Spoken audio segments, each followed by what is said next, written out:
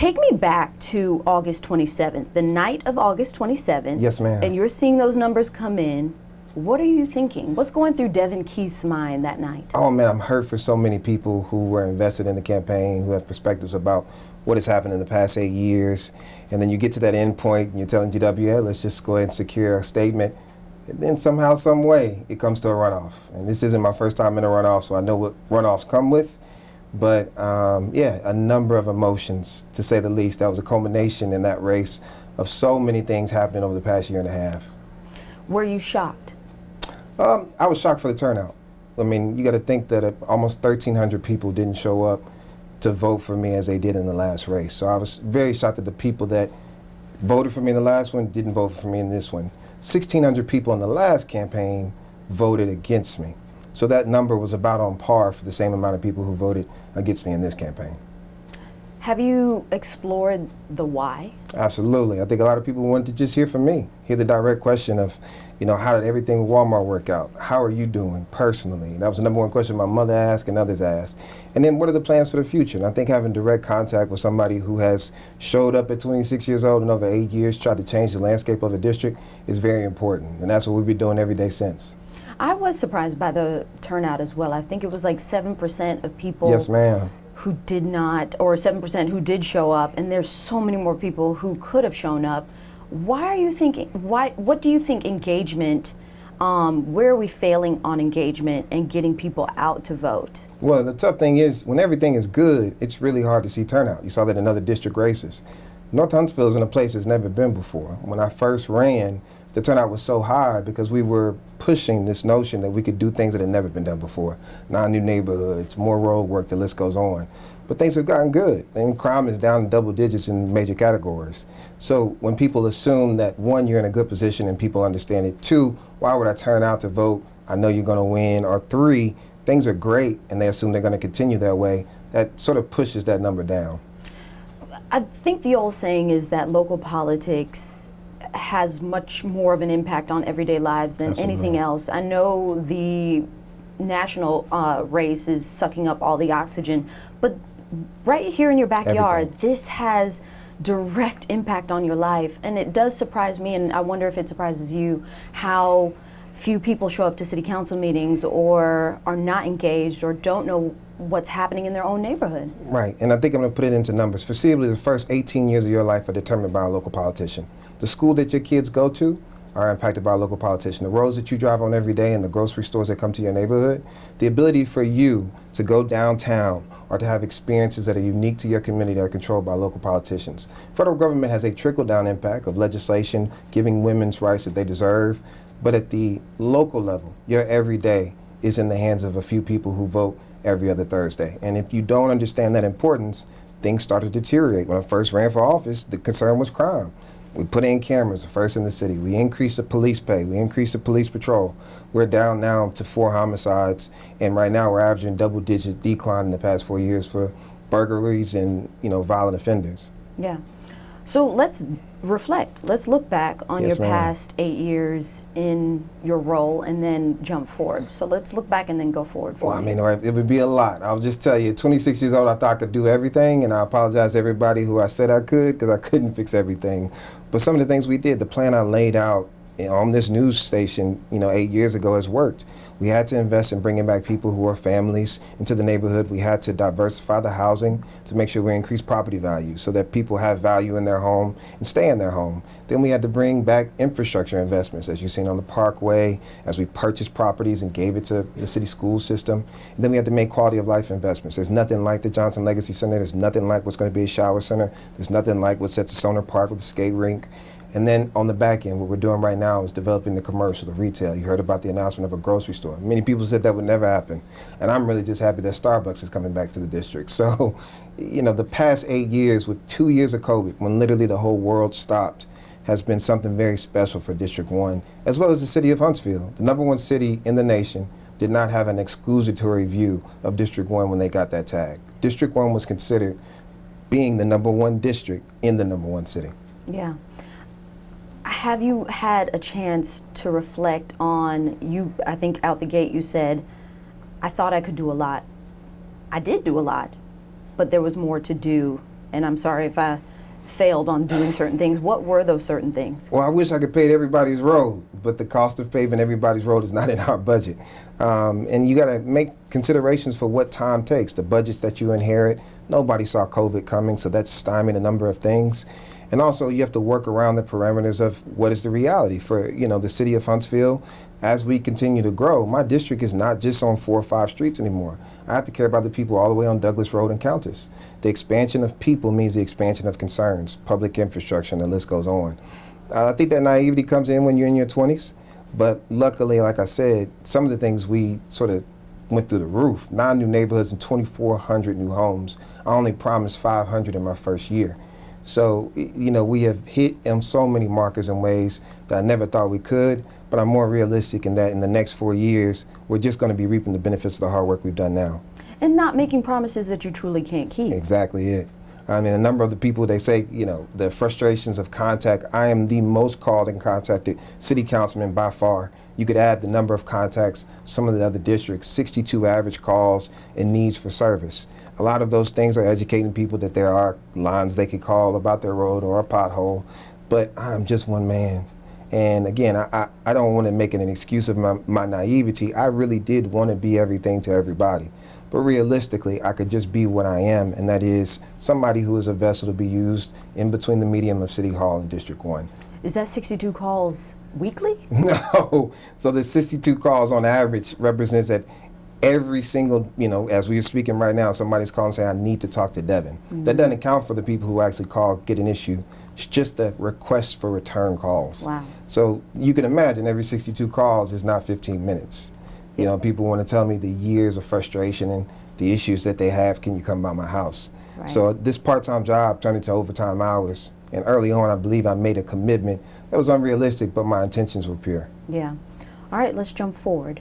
What are you trying to do for the next 4 years? Everything. I'm just playing. No, I think the most important thing is taking the steps of the plan that we had. When we purchased the parcel, not knowing that the school system would be coming, we said we were going to promote the Parkway. This is the most economic development North Huntsville has ever seen in its history. What we're doing at the bypass will turn around and be almost a $200 to $300 million investment of commercial and retail, and making intentional ownership of locations. We can't let these passive blighted spots sit too long. So going after those passive blighted spots with intentionality, holding them accountable, and then expanding. We have to support our school system. North Huntsville has 7 priority schools and an alternative school. In order to bring families back to any area, you have to have good education. So I want to do whatever I can to make sure we're supporting our school system these next 4 years. Right. Speaking of housing, something that caught my attention the last time, what was it? Was it at the forum or was it at a city council meeting? I don't recall, but I distinctly remember you mentioning that District 1 should not have to bear the brunt of affordable housing. Explain that further. 68 to 71% of all the affordable housing available in the city of Huntsville is in one district, almost in one zip code. That would include habitat, public housing, the list goes on, vouchers. If you think of the widespread square footage of the city of Huntsville, we could find other locations to place it. Obviously, I led the effort of what is going on downtown at Governor's, what would be the CNI grant. But if you can't diversify options for opportunities for somebody to have affordable housing in Hampton Cove, Officer Road, Green Mountain, these are also places in the city of Huntsville. We should not be told that we have to bear the brunt of continued affordable housing because you're depressing a large amount of our property value that same way. And if you concentrate poverty, there's no study empirically that says that's a good thing. With the poverty rate and just the income base that's there, a lot of folks could make promises of bringing, I don't know, the world to District 1, but I don't think anyone who has any economic sense would know that if you bring something there, it has to be sustained. Right, and I think people understand that you could tell somebody to come, that doesn't mean they will. They have to do an algorithm, they have to do market studies. These people are making investments of tens of millions of dollars. It did not happen for us to have our grocery store that is coming until I had the opportunity to show them the market numbers of increased traffic, increased home purchases, and increased families. They want to have people who show up, spend money on behalf of their family, and go home within a 2-mile radius. So yes, it is very easy to say, as one of my opponents did say, they would bring SeaWorld. But at the end of the day, you have to be realistic in the land available, the zoning, the median income, the median housing price, and then take the steps necessary so that at one point, Providence was a swamp.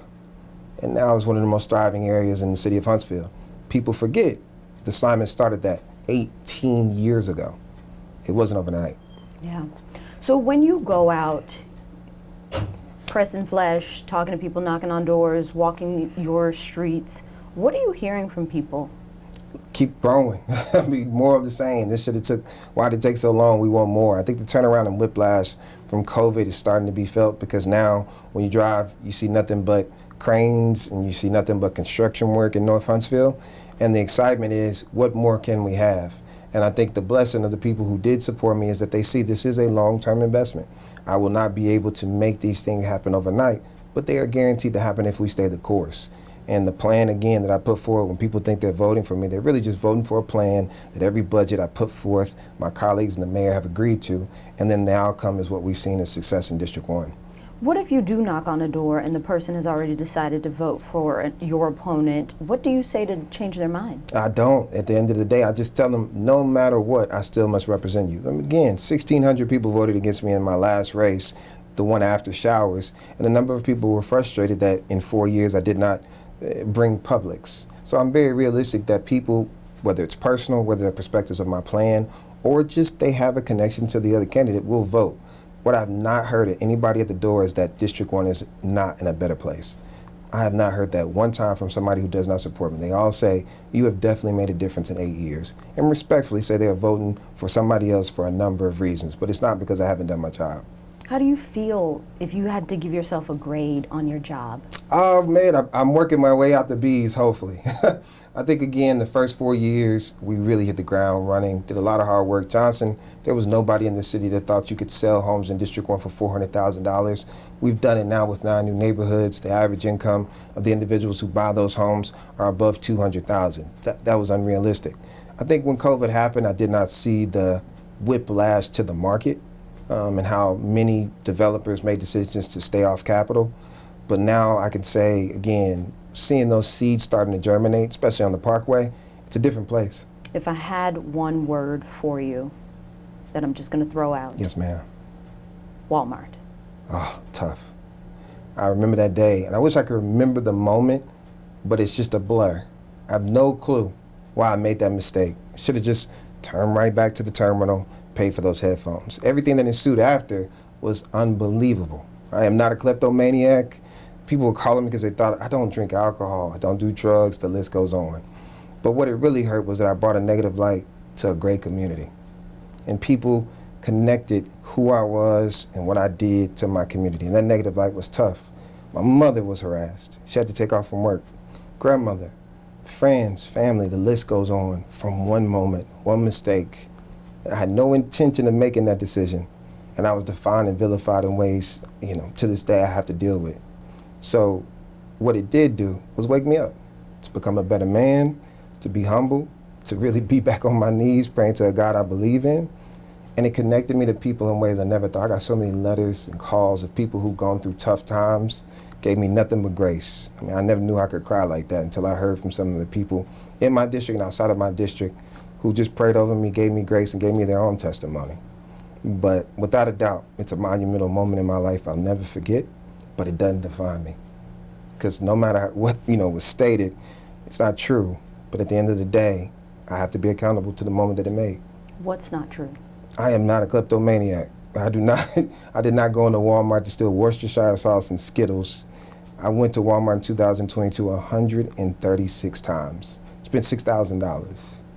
Of those times, and again, I invite people out to our town halls, without a doubt, I'm sure, though it was no camera footage to show it, I might have had something at the bottom of my buggy I didn't pay for. I in no way intentionally did that. I never put anything in my pocket, and I wouldn't try and ruin the reputation of myself and my family over Worcestershire sauce. So I am very aware that when I did hold myself accountable for, in those headphones in that dumb moment, I wish I could take back tenfold. I have to reap the repercussions. But to be defined as something that you are not, to me, is unfair. People don't believe the line of, it was a mistake. I can absolutely understand that, because I think people want to believe that for some reason somebody walks in, makes that decision, and walks out. But people also have shared with me they have made the same mistake. And again, if I had a history, if I had felonies, if this was the 10th time of this ordeal, I could understand that line of thinking. But that was my first misdemeanor and first time being arrested in 34 years on earth. And I think the perspective I share with people is I held myself accountable. In every form and fashion, wish I had enough money to fight the Walmart Corporation, who is the largest corporation in America. I wish I could pay $20,000, $40,000, and $50,000 of retainer. But I made a decision because my family and friends were going through so much turmoil. This story made it to Canada. People have DUIs, people have had other issues that didn't get the same light, and I hold myself accountable to say, because whether that expectation is fair or not, that accountability is on me. I should not take this position lightly. But a year and a half ago on February 2nd, I made a dumb decision. I have learned from that decision. We'll never make that decision again. But District 1 didn't miss a beat, not once. The success that we've had is still true. And my belief again is, because I've been graced by enough people understand who I've been, the totality of my life for a number of people is what they will judge me on, not one moment where I made a mistake. Why, if they are still undecided, folks out there, why should they vote for you, Devyn, over Michelle? The question it came up in the presidential debate, what's the plan? Both individuals should produce a plan. All I can tell you is you must trust and give perspective of people by their work. 8 years ago at 26, I told people I could do something. 8 years later, even with 2 years of COVID, I've done it. Nobody would disagree. When given the opportunity, my candidate said that she would turn around the schools. 8 years later, 7 schools are worse. All I can tell you is, though I'm not a perfect person, my plan worked.